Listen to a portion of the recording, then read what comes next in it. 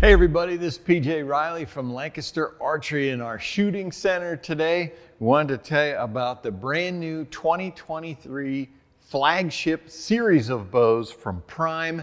This is the Revex. And as typical with Prime, they have three versions of it. There's the Revex 2, 4, and 6. I have the 4 here. We'll tell you about what those different numbers mean. But before we get into that, I'm going to say that this is the nicest Prime bow that I have ever shot. It's quiet, it draws nice, there's no hand shock, just a real pleasure to shoot. I can't wait to tell you about this bow, but first let's give you the specs for the 2023 Prime Revex bows. The Prime Revex 4 measures 34 inches axle to axle. It's got an IBO speed rating of 338 feet per second. The brace height is 6¼ inches.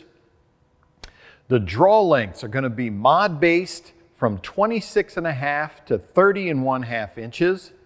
The bow weighs 4.6 pounds, and your peak draw weights available are going to be 50, 60, 70, and 80 pounds. All right, so the Prime Revex. Again, as I mentioned, I have the Revex 4 here, 34 inches axle to axle.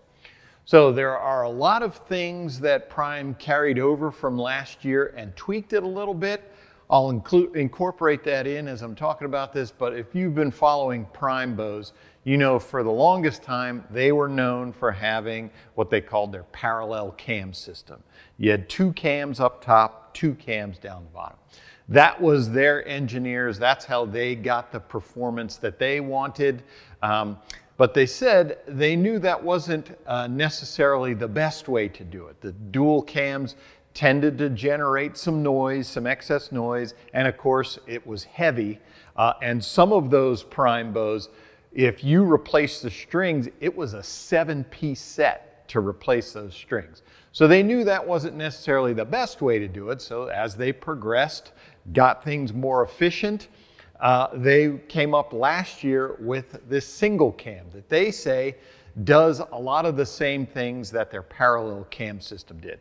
They had 1 cam last year. This is a new cam. This is called the Core Cam, but it still uses the inline system that Prime talks about. And what that is as I draw the bow back and this cam rolls over, you're going to see the position of these cables. They're on angled tracks.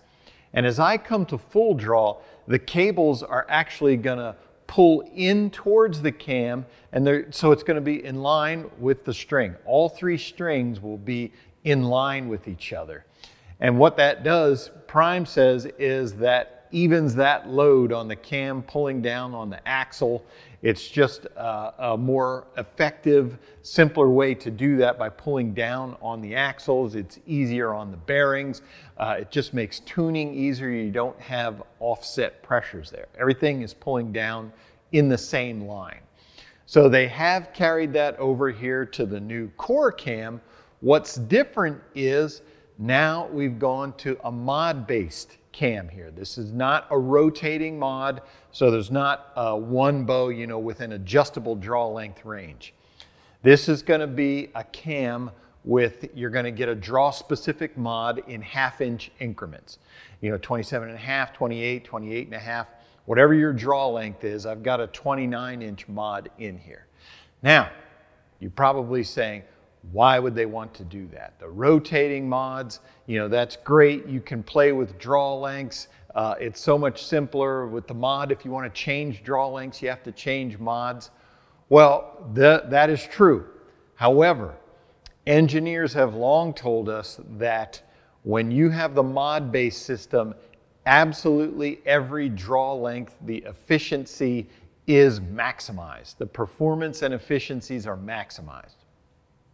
You know, with those adjustable draw length bows, with those mods in there, their peak performance is at the top. So if you have a adjustable mod that goes from, say, 26 inches to 30 inches, the best performance that you're going to get is at that 30 inches.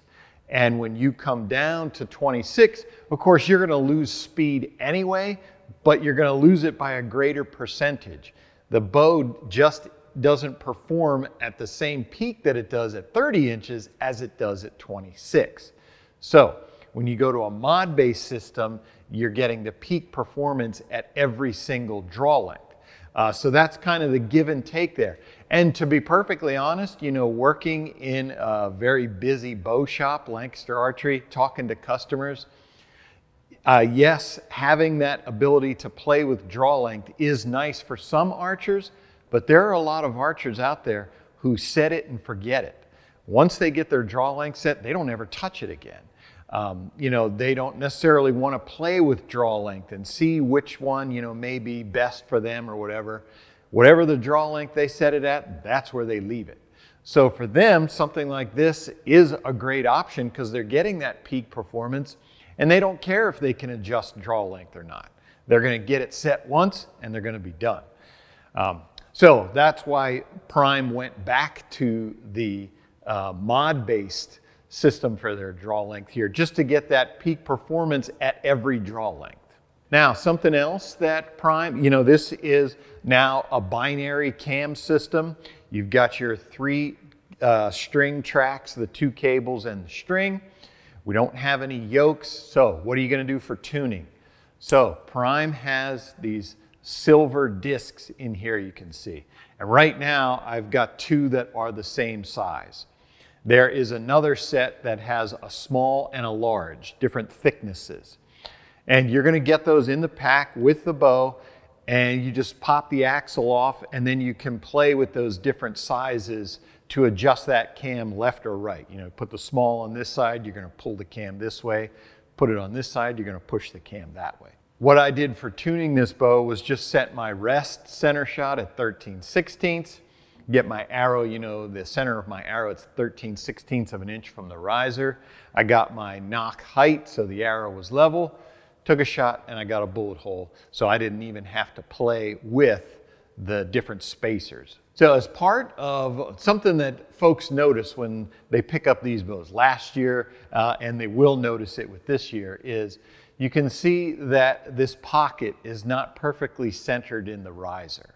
So Prime says that's part of this inline system because the string, the cables are going to shift. This is a right-handed bow. So for me, when I draw, the cables are going to shift to the left.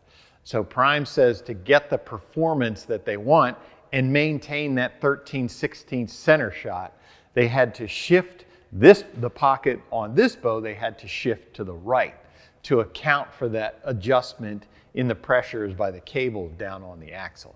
So if you see that, you know, don't freak out. That is the way it's supposed to be designed. There is a reason for that. And it's just to get that bow to perform the way it's supposed to while maintaining, you know, everybody knows 13/16, that's your center shot. They wanted to keep that with this bow, so that's why they offset the pockets there. Now, coming down the bow, we're going to see a lot of things that Prime has been doing the last couple of years. First off, you're going to see the matching swerve. That's what Prime calls it. You know, I've got my sight window here, so the riser swerves to the right on this right-handed bow to give you the room in here for your sight picture. They've got a matching one down at the bottom, swerves also to the right. And what the Prime engineers say is that at the shot, you know, this riser flexes. And by having a matching swerve bottom and top, it minimizes that flexing and it quiets down the bow, you know, just takes out some of that noise because the top and the bottom of the riser are doing the same thing. Also, what you're going to notice is the grip here. The top part of the grip, the throat of the grip, that is in the physical center of the bow. So with the Prime bows, you're going to notice there's a lot more riser under your hand than with many typical bows. A lot more riser there. It's the same amount. And that just helps the bow stand up. And you will notice this is not a top-heavy bow. I do have a heavy HHA sight up here, but counterbalanced it with the stabilizer. But when you hold this bow bare with nothing on it, a lot of times bare compound bows want to tip forward. This one does not. It sits in your hand nice. So obviously when you come back to full draw, having that balance is nice. Prime bows have always held nice, the ones with that center grip position. They've always held nice. That's just one of the things they're known for.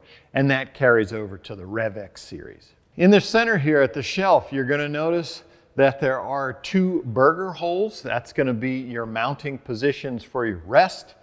If you have a rest with a wide enough window, you can put 2 bolts in there and then you don't have to worry about the rest adjusting. Or, you know, I have a Hamskea Epsilon. So Prime has worked with Hamskea to come out with their own connection point here. So this is a Prime specific Epsilon rest. And what it does is with mounting 1 bolt, you can see how the rest sits perfectly flush against the riser. So this isn't going to move up or down either. You don't need 2 bolts. You just need the specific Prime version of the Hamskea Epsilon, and that's going to lock this rest into place. You know, Epsilon limb-driven rest. This is one of the most popular rests out there. So if you choose to use this one, make sure you get the Prime version. So they did change a little bit this year. You heard the specs. This is the Revex 4 and the brace height is 6 1/4 inches. Last year, the Inline series, they went with 6-inch brace height. So 6 1/4 is just a little bit more forgiving. It's not quite as fast as the Inline series. You do sacrifice some speed, but what you give up in speed, I think you gain in control. You know, a 6 1/4 inch brace height is just a little bit more forgiving than that 6-inch. 6-inch brace height, you know, they're really touchy. Anything you do with your hand is kind of magnified at the shot. So they did extend that brace height. I think that makes it a nicer shooter experience. Coming down to the bottom of the bow, we do have these vibration dampeners again, and these are attached to the limb bolt. The bolt goes into the riser, and these dampeners are connected to the bolt that holds the limb bolt in place. What that does is, you know, when these limbs release, when you take a shot and the limbs come back into position, there's some vibration that comes in, and these dampeners attack that before they can get to the riser. So just a way of killing some of that vibration that comes through the limbs. You are going to get limb dampeners top and bottom as well to combat that. Another piece of carryover technology, the Flexus AR. So this is Prime's cable containment system. And you know, when you draw the bow, as we mentioned, these cables are going to slide in towards the cam. Also, as you draw back, the flexible arm here, that's going to flex in as well. Just a more forgiving system there. And again, matching the movement of that cable towards the cam by having a flexible arm in there. So I should mention that the inline system, where everything gets in line, is up here in the cam, not down at the string where you're drawing it back, but up here at the cam, the cables pull into the side of the cam, and that's where everything lines up. One thing you will know with the mod, this surprised me, I just hadn't thought about it, I wasn't thinking of it, but normally when we see a cable stop on a mod, the mod comes around and usually it impacts this cable up front here. But as we mentioned, the way this cam system works is it pulls all the strings into line with each other. So this, the draw stop actually comes around and contacts the front cable, this cable here. Just something different that I noticed as I was shooting this bow. I hadn't thought about that before. Usually it contacts this cable here. But with this core cam, it's going to contact this cable. And it is a nice solid draw stop. Come back in there for folks who like a little bit of give for activating their shot. You're going to get that. If you like a solid back wall, it is going to feel nice and solid as well. In the grip here, this is a grip Prime has been running for a couple years. They call this their Nano Grip. And it is a rubberized grip. You can see it's got some texture there. Nice for getting that hand position, and your hand's not going to slide around too much. And this is a nice grip that's going to be warm to the touch on those cold days. You can see it's got a nice Nice angle for that grip there, promotes good hand position. You can get your hand centered in there. It's got a nice flat back here so you can know where your hand is, rounded edges so it's not too rough. Just a great grip. Prime's been running the last couple years. That's the Nano Grip. Stabilizer options, you are going to have your standard bushing right under the grip here for your front bar. You can also run a side rod off of that point, or if you like to run the stabilizer off the back, Prime has a nice super low mounting position here to get that weight down. But you do have the option to run a side rod off the front or the back of the bow. So something we've been talking about with bows for a while are ways to compress things into the bow. We want to narrow that profile of the bow. So something else you're going to notice here is this threaded hole right here. And Prime, that was added there as a quiver mount. There's a special quiver that can be used with the Revex series of bows that mounts right there, and it's going to pull that quiver tight in against the bow. As we've seen, that's what everybody wants to do now to get a more balanced bow, smaller profile. So that's going to be a mounting position for a special quiver that works with the Revex bows. All right, so shooting the Revex. Again, I keep emphasizing, I have the Revex 4, so that's what my experience is with. And as I said, this is the nicest Prime bow that I've ever shot. It's quiet, there's virtually no hand shock, nice draw cycle. It's not screaming fast, but it's fast enough. I'm not a speed bow freak anyway. As long as I can get my arrow speed, we shoot the same arrow. It's a 477 grain arrow. As long as I can get that at 70 pounds in that 280 to 295, that's plenty enough for me. This bow is at 60 pounds, but the numbers match out that if I went up to 70 pounds, it will fit in that range there. So fast enough is how I would say it. But what I do like is the draw cycle is nice. It holds super steady. The shot is nice, super quiet. That's, I think, what I have noticed the most since Prime has gone to this single cam, not a single cam bow, but one cam versus parallel cams. That these bows have gotten substantially quieter, and this one is the quietest yet. Just a super nice shooting bow that I really liked. I've been reviewing Primes for several years now, and this is definitely my favorite so far. All right, so that is the Prime Revex. Great series of bows from the folks at Prime. You've got the 2, 4, and 6 versions.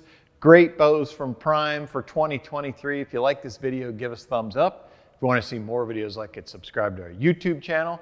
Don't forget to click that bell to get notifications whenever we put out new videos. And as always, if you have any questions, you can visit us at LancasterArchery.com.